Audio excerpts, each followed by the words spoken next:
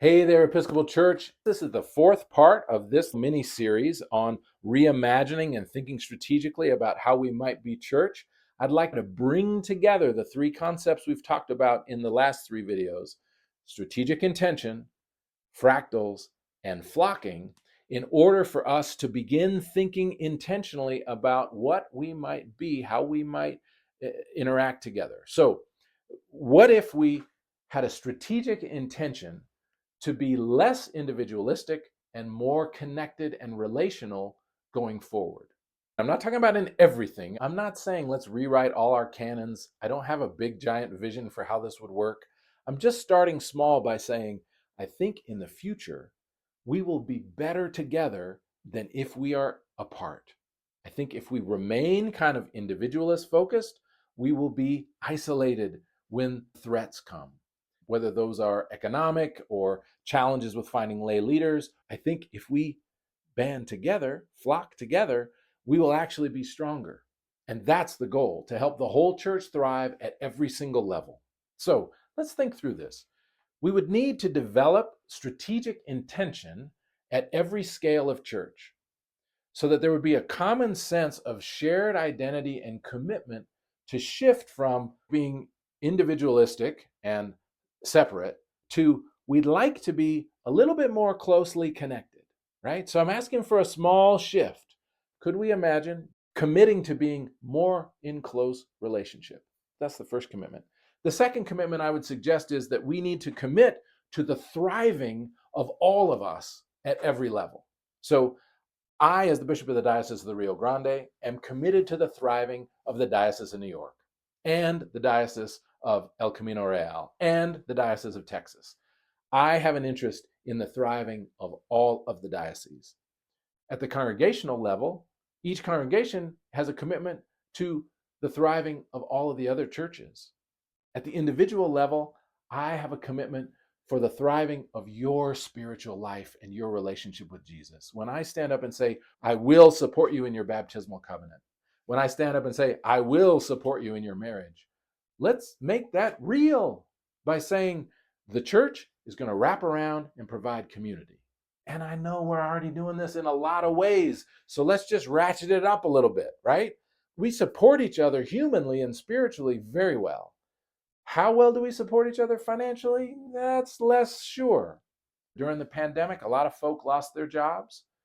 I don't know that a lot of Episcopal churches made sure that those people didn't lose their houses or their mortgages. We are individualists when it comes to money, but we like community in other ways. What I'm saying is maybe this is just a shift to say, let us be more collaborative and connected, more relationally engaged at every level. I'm going to care about the 7 people closest to me in my church pew. I'm going to care about the 7 churches closest to my church. I'm going to care about the 7 dioceses that are connected to my diocese. And then that is what's going to make the Episcopal Church, which, by the way, the Episcopal Church then would be as committed to Canada and the diocese in Mexico as we are to ourselves. That's the fractals. The flocking is paying attention to the 7. The strategic intention is to be intentional about shifting things from an individualist value set to valuing our relationships and working together. Remember the advantages of being in a flock. It actually saves labor and energy. Instead of each bird having to fly all the way across its migration pattern, by flying together, they share the burden and they move faster.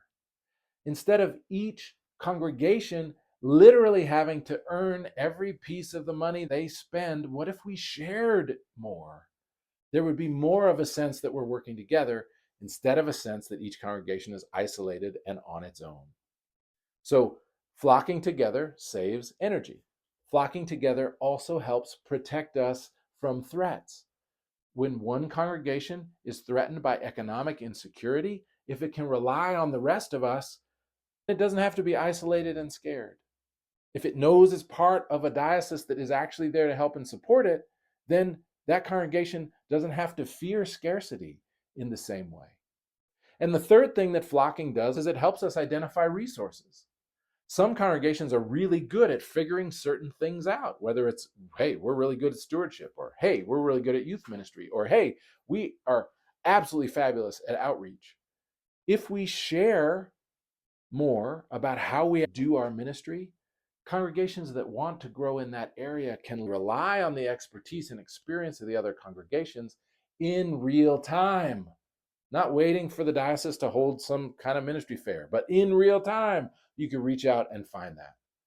The diocesan staff can be the connectors to make sure that in real time, if you need help with your audit, or if you need help designing a curriculum for your middle school kids, that you have access to the people in the diocese who are really good at that.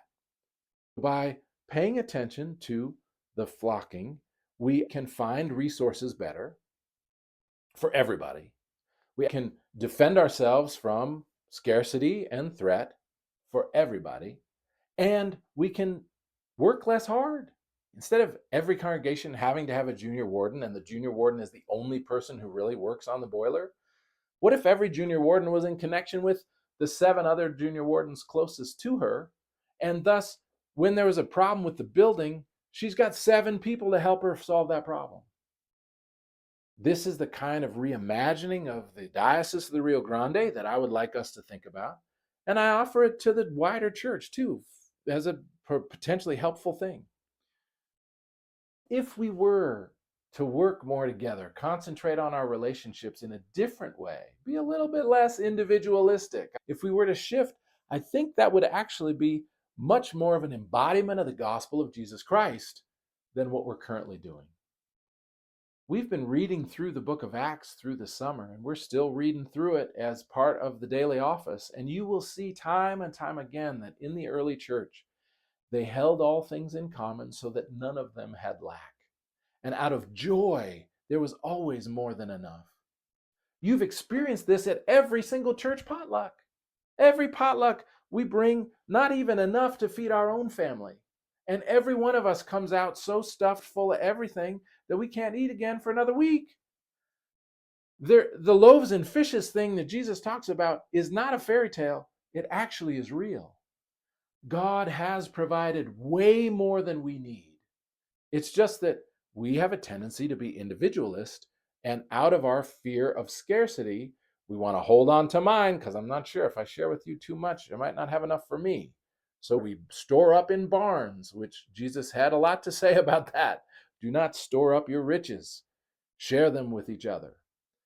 I think these ideas that I'm talking about, flocking at every level of the fractals, working through every scale of church, and having a strategic intent to embody the Christ-like way of Jesus, which means we are more focused on our relationship and mutual thriving than on I get mine, whether or not you thrive.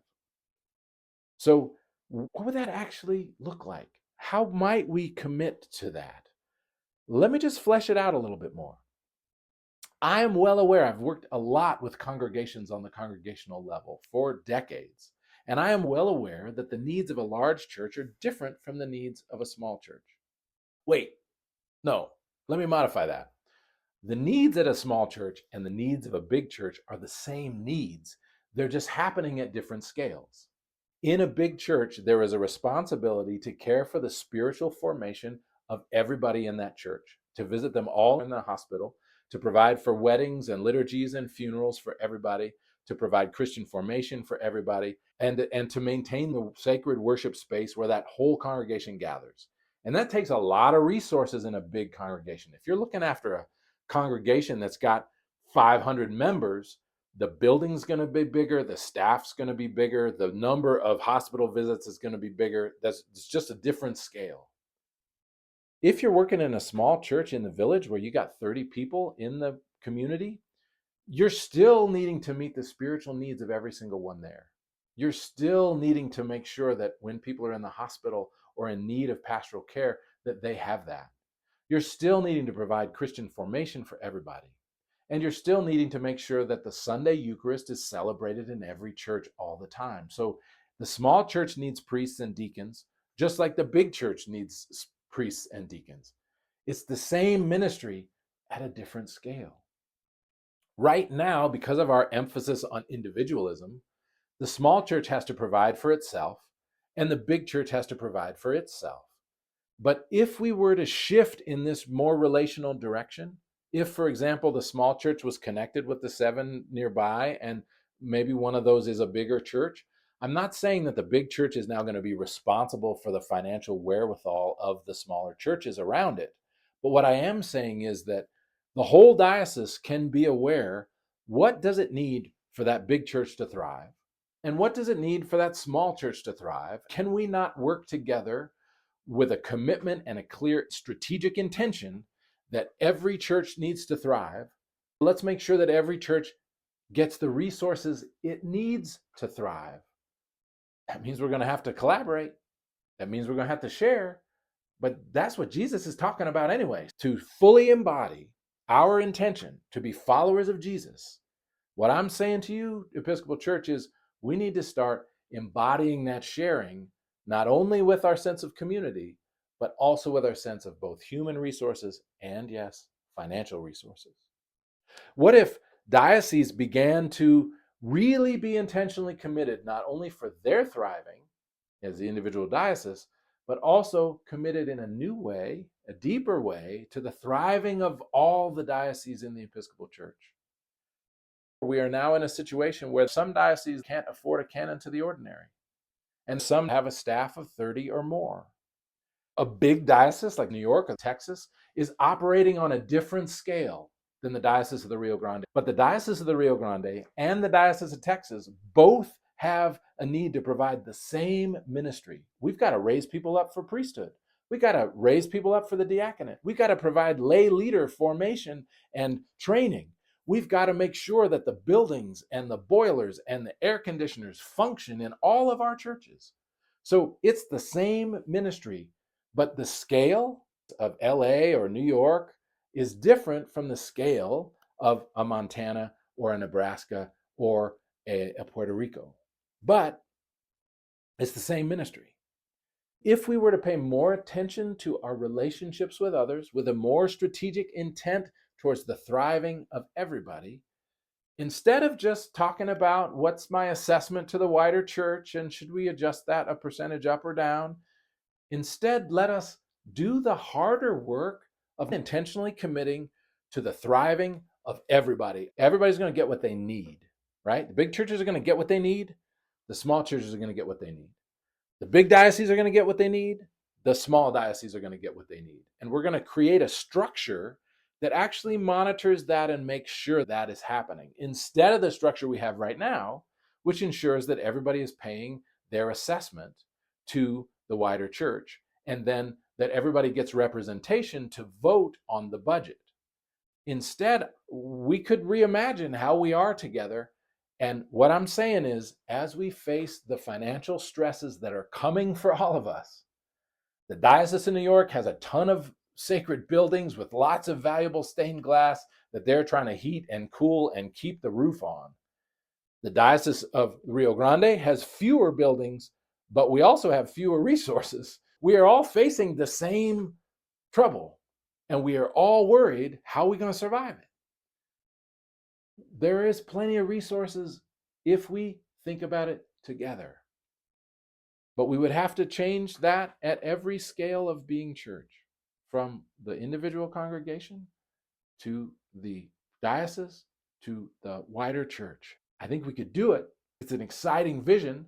I know that if we flock together better, we will be able to face the challenges better than we can if we are isolated and individualist.